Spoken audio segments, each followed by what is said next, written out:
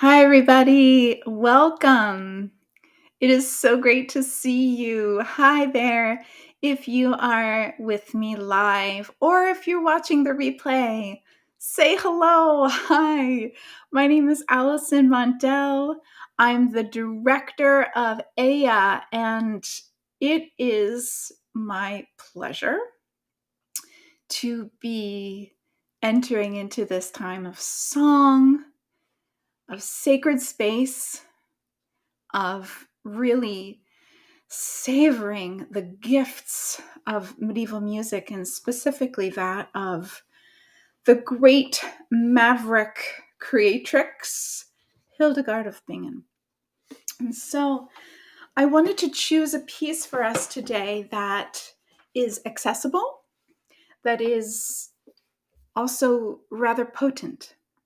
And whenever I arrange events or really plan these kinds of things, I want to follow my intuition and really honor that. And the piece that I wanted to present today is called Aufronden Virga.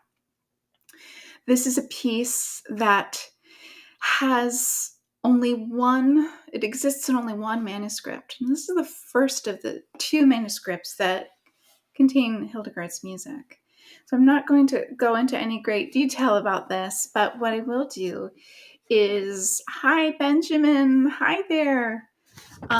Benjamin on Instagram. If you're with me here on Facebook, or YouTube, I'm going to put this into the live chat. Now, what you're going to get is a link so you can get your own score. And what I have for us today is a transcription, a modern transcription. If you are with me on Instagram, you can get this link in our profile. And you also will have a translation, this beautiful English translation by my colleague Hugh McElroy. And what I wanted to do today was just give us a little bit of hello, Carter. Chaslin, I hope I said that okay. Good luck on your finals. So I wanted to give you just a sort of entree to this piece before we actually do some learning and singing. This is a song. As I mentioned, it's extant in only one manuscript, the Dendermonde Codex. And it's an antiphon. And the antiphons were often used especially in the Benedictine rule, as accompanying the psalm singing. Oftentimes, antiphons were also just freestanding. They were like mini art forms, if you will. And in this case, it's an antiphon. It's relatively modest in length. It's devoted to the Virgin Mary, and as many of Hildegard's songs reveal, Mary's name is not given. It's really a way of looking at the creative power of Mary. We have a sort of standard style of this antiphon where we have this acclamation at the beginning, and then we have this middle section that then this following section rather, that calls out to Mary to serve us or aid us in some way. And we have some really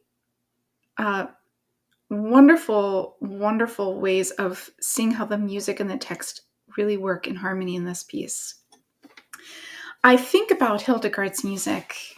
When we think about music and text, I think of her music, or I envision it rather, as a strand of DNA, a double helix, where you have music is one strand and text is one strand, and they are woven together, inextricably linked.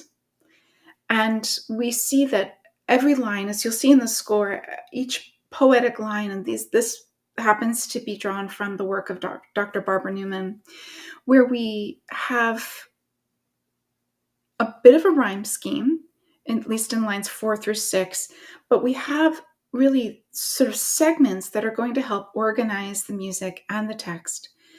And we're going to see and play with how these two crucial elements dance and how they work together and create this really harmonious whole.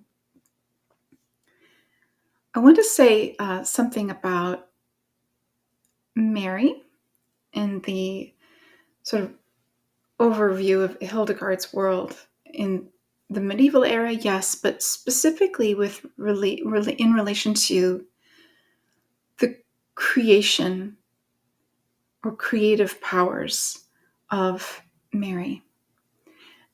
At this time of Advent, we often think about or really ponder the waiting of Christ coming to be manifested in physical form, the divine manifested in physical form.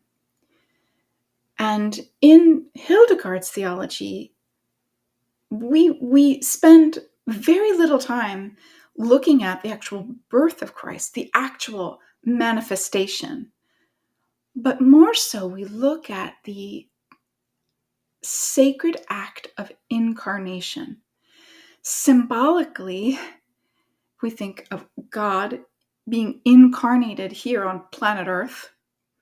God needs a host, a willing host, that in the form of the Virgin. But I want us to take a moment to think about incarnation and how I think about this a lot. How does this relate to me? How does this relate to you? Maybe you're not a practicing Catholic. I'm not. This is something, however, that speaks to me on a soul level. And I as I sing and perform and as we learn this together, and maybe you take this somewhere else in your practice, how do we imbibe and understand and ingest this symbolic language as it has relevance for us today and for you personally? And so when we think about incarnation, the act of coming into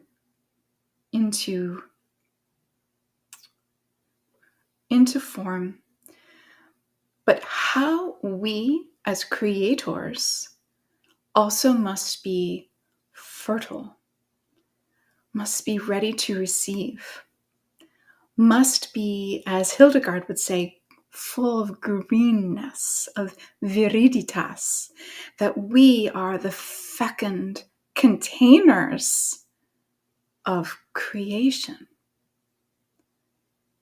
And I see this image in Mary, the ultimate container, the ultimate feminine container of being full, in this case, of God, of Spirit, and also being a co-creator.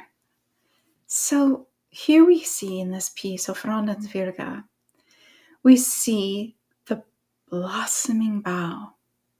In this case, we're seeing the reference to Mary as a branch. It's often seen in imagery of the Jesse tree, this ancient symbol of the lineage of Christ. Mary is a branch and Christ is the blossom. Mary is the bough. Mary is the branch. She is part of the structure. And from her, beauty emanates. And we're seeing this beautiful natural image. And here in this piece, I'm looking at the translation, my friends. I'll read it aloud to you. O blossoming bough, standing in all your nobility. Nobilitate stands. Just as the morning awakens, as the Latin says, sicut aurora procedit. So we see Mary standing in nobility. This is related in some ways to that lineage of Christ. This is a very noble lineage. We were also talking about the ultimate creatrix of as God, as the ultimate sire, if you will, the ultimate king, and also referring to her son as the king. Just as the morning awakens, the aurora, the dawn, a new start. Yeah. And then we say, nunc, gaude et letare. And now rejoice and be glad. We have a fresh start. We have all of what is in potentia in this incarnation. In Mary, we see all that is raw, glorious, sacred potential of life. And here is this very common, though we are frail, deem us worthy. And even though we debiles, give us dignare, make us worthy, keep us from falling into habitual weakness. Sometimes this is very hard for us to grapple with, so I'd like to give you a gloss to consider here. Though we are frail, make us worthy. I know we're worthy. But that doesn't mean we act in honor at all times. We are human. We are going to stumble. And keep us from falling into habitual weakness. Here, mala, consuetudine,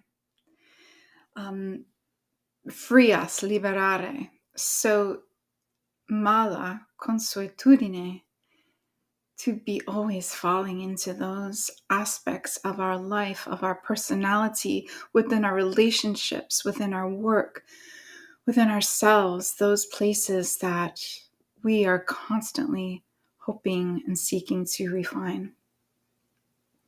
This need not be sin, but it may be missing the mark. And then at the last, extend your hand out and help us to stand upright, to stand.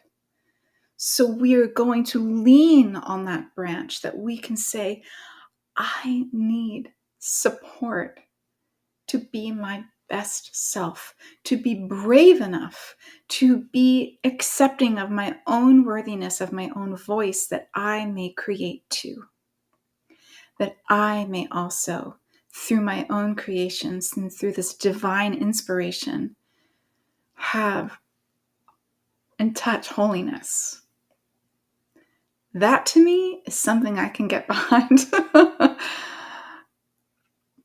You're welcome, Erin. Thank you for writing. Hello from DC. So, my friends, this is the gift we have in co-creating this music, that we are able to use our own very valuable and worthy personal lens to experience this music. And to see that, over 900 years later, we have the power to enter into this beautiful co-creation with Hildegard, and in this moment with one another, that we can have this be personalized, and ultimately how that will communicate the most with whomever is going to receive. Maybe that's just you, and that's fine too. So let's carry forward. Here we're going to go line by line. It's the way I'm going to teach this. I'm going to sing a line, and then I invite us to sing it together. Now, here's the deal. It's okay if you make mistakes. I know you know that on paper, but in reality, I don't want that to distract you or detract from your experience of connecting. Because what we're going to try and experiment with is tapping into that double helix, that we're not just worried about the notes or the words. We're going to coexist with the whole thing in its entirety. And so what I'm going to invite you to do is take a moment. I feel so much energy going through my body right now. I'm going to try to ground us all. And this is my practice, and I am very privileged to share it with you. That as we have this very sacred experience on a random Friday in December, we have an opportunity to really come inward. And for me, into this connection with spirit, that is through my heart. That is right through the heart center, this hub of our self. I'm going to invite you to just let yourself Be present in the heart. And now allow your shoulders to smooth and become calm. And feel that breath deepen as you become aware of the fact that you are a container too. This beautiful life force of breath, this phenomenal gift. And you don't have to lift a finger for your breath. That breath is a gift, and all you need to do is receive this breath. And feel your feet ground and your pelvic floor soften and relax as you receive each breath. And on the out breath, you just allow yourself to stay mindful of that outward flow of the energy. You're going to feel your body respond. You don't have to do anything with your mouth, but let the breath have a life of its own. And as you listen and hear, I invite you to keep your breath going. Try not to overthink what you see on the page. Track it with your eyes, but stay present with your breath. Okay. So what I'm going to do is sing the first line, and I invite you to repeat. Here we go. Take one more breath. And exhale. Beautiful. Have a listen, everyone, and keep breathing.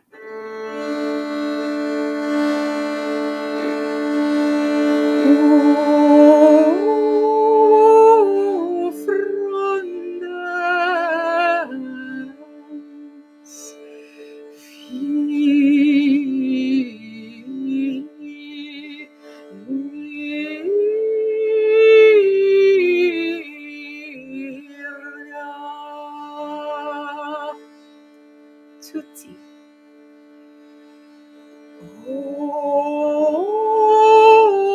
Frondens.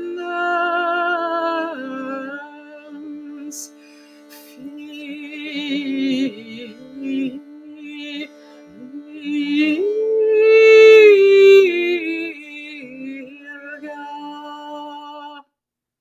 Beautiful.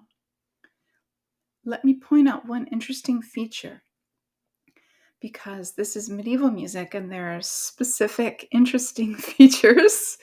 Here on the second note of the word frondens, you see in this transcription that N is in parentheses. This is just a convention that I use to indicate what is in the original notation known as a liquescence. That's Latin for liquid or liquidated. And it means that we are moving energy, vocal energy, through the consonant. That's leading into the next event, the next thing. In this case, the next syllable, frondens. I invite you to say that once. Frondens. And as we were just talking about the breath, I want you to watch as your breath sustains through that. Frondens. Yes. And the idea is that what happens in the text, these transitional moments or these articulations, are not going to disrupt this yummy flow. Let's sing that all together again, shall we? Oh, one more thing. It's pretty important. This opening O, yeah. There are about 1 million chants that have this opening O. It's an acclamation, it's an incantation, it's an intonation. And what I want you to envision, that O is not just a vowel. I want you to imagine that open space of the O, that can hold a seed. That holds the seed of an intention, and it can hold this space for what you want to infuse this phrase, this whole piece, this moment with. What do you choose? Oh, frondens Virga. So this time as we sing, I want you to hold that. So it's not just My voice is coming out now, but what do I want to add into this holy moment? Let's try that again. Take a minute and take a breath.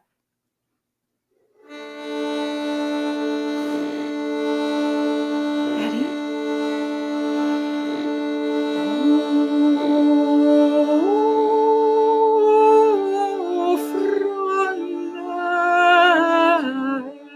Frondens.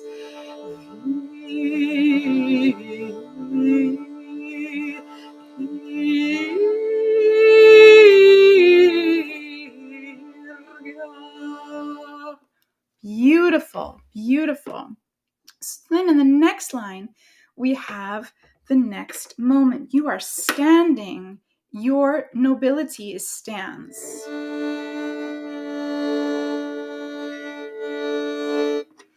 So let's move through this next line. Have a listen. I'm just tuning. Listen to the next one. And you'll hear, I want you to listen as you breathe and hear how the words come together.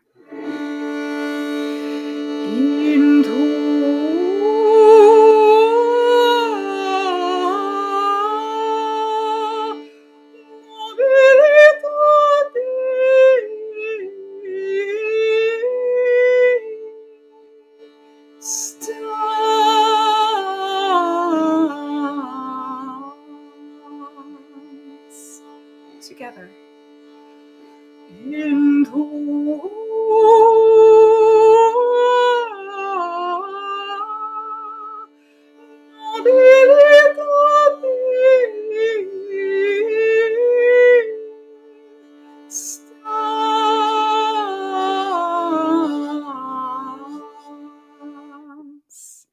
Beautiful.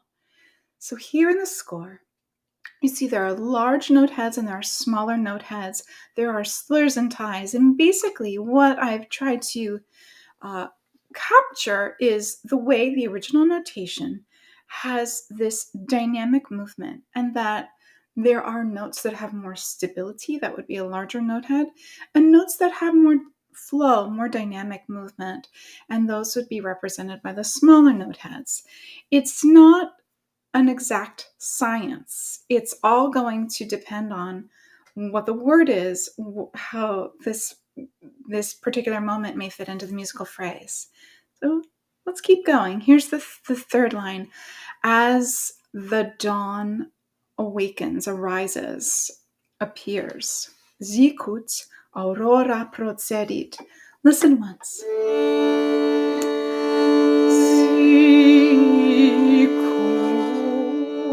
aurora procedit. Together. Sicut, aurora procedit.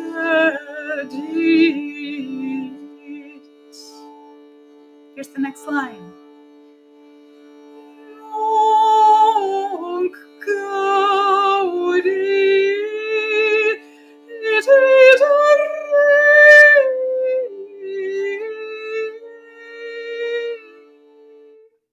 Together, and I can't wait to talk about that B flat. Ready?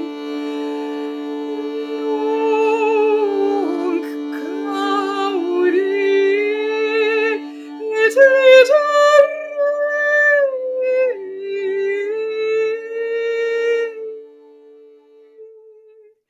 Now rejoice and be glad.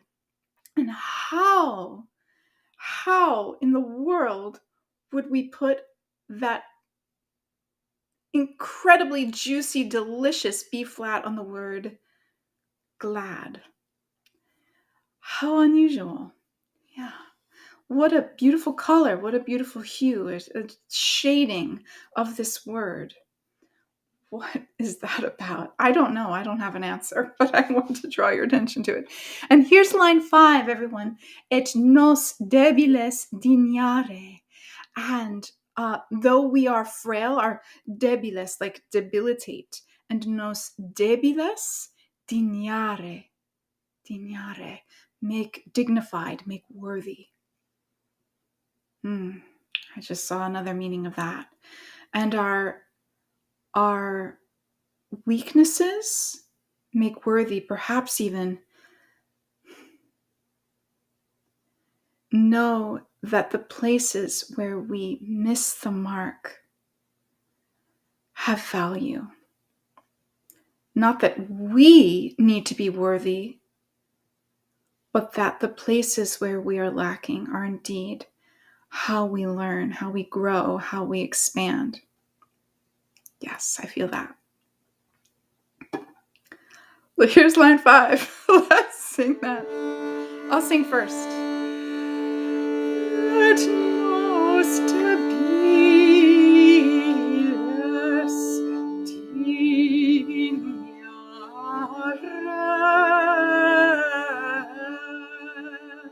Together, ready? Let nos debiles dignare.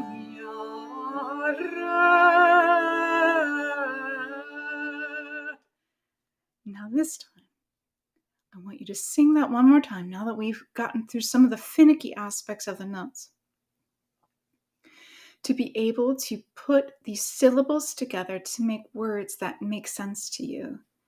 Et nos debiles dignare.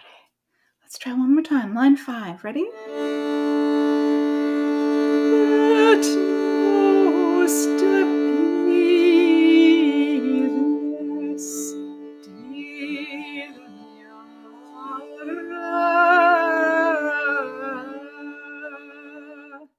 Yes. Here's line 6. Amala consuetudine. And our, I'm looking at the translation, our badnesses, our sins, our mala, consuetudine, habitual, regular, our habits, liberare, free us, please. Yes, please. Here's line 6. Have a listen.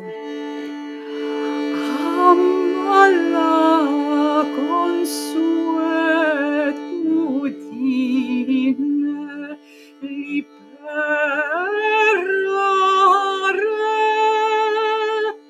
Tutti, ready?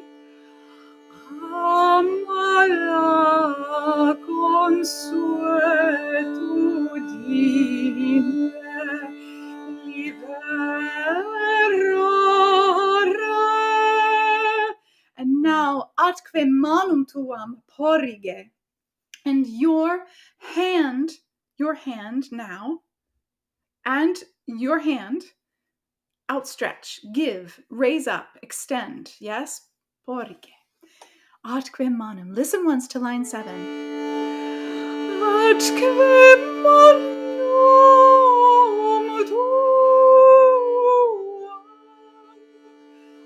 porrige. Tutti. Atque manum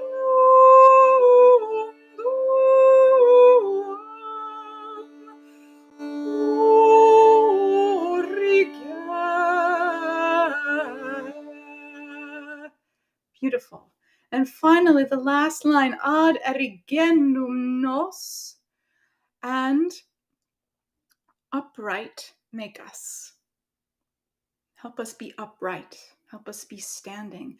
Help us think about being standing. It's not just holding on and standing, but help us find strength of the inner variety to be here, to create, to do our work, to be the voice that we need to be our most glorious selves. Have a listen. Ad erigendum. You see that N of gendum is also in parentheses. That would be another liquescence, another time that we would close in on this consonant, giving some really beautiful sort of almost like rhetorical energy. Is that a thing? I just made it a thing. Here we go. Ad erigendum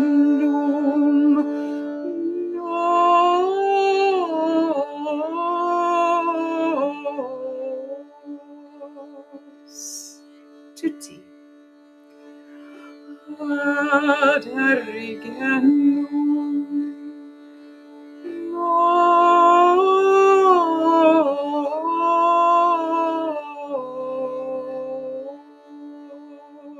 nos.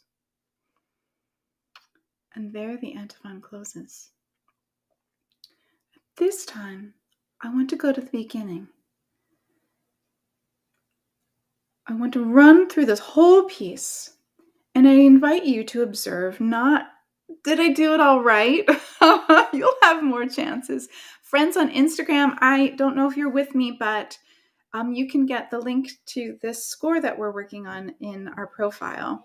But here, my little one just entered. What we're going to do is come back to the beginning, and we're going to go through, and I'm going to invite you to come within your heart once more and hold some intention. What is the intention that you bring to this piece? And we're going to bring that into how we co-create with Hildegard and with one another in this sacred moment, with regular life all around us, and the sacred breath that's anchored in the heart, and the voice that emanates from the heart. Let's go, my friends. I'm so happy you're here with me today.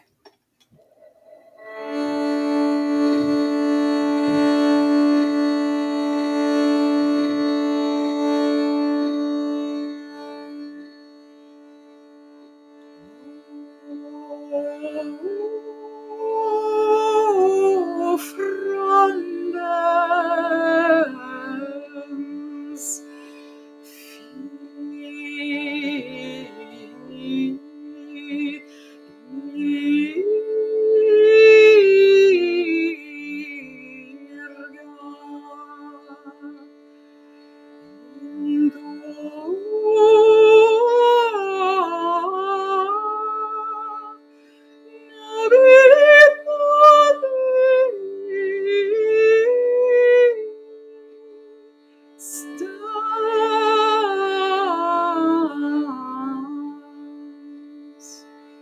Sicut aurora procedit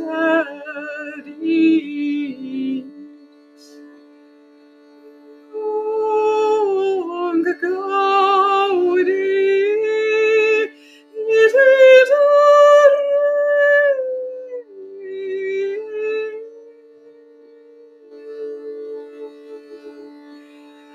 et nos debiles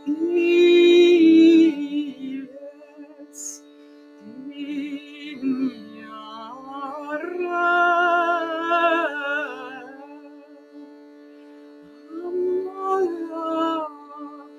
consuetudine liberare atque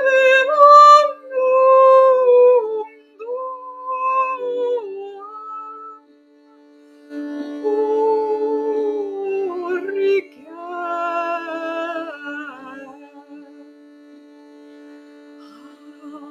ad erigendum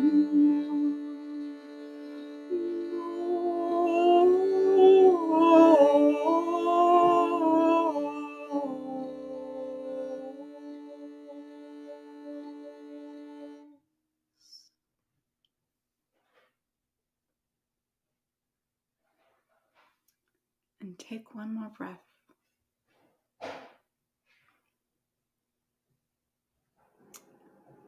Thank you, my friends. I'm deeply honored and grateful that you joined with me in this community sing. How cool that we get to sing music of the 12th century on the internet all over the world. I think that's a total miracle. Oh, you're welcome, Sandra. Thank you for joining.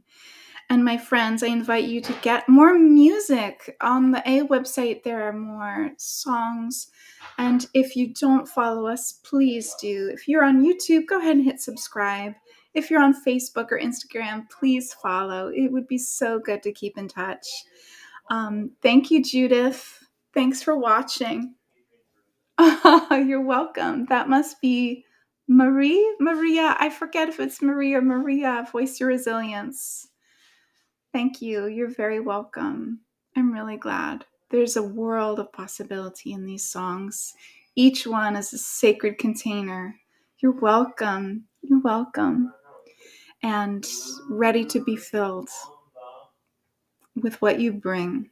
And that's our gift. Thank you, Hildegard. Maria. Great. Thank you, Maria. I'm so glad you're here. Take care, everyone. Have a beautiful weekend, a blessed holiday season, and we'll connect soon. Take care.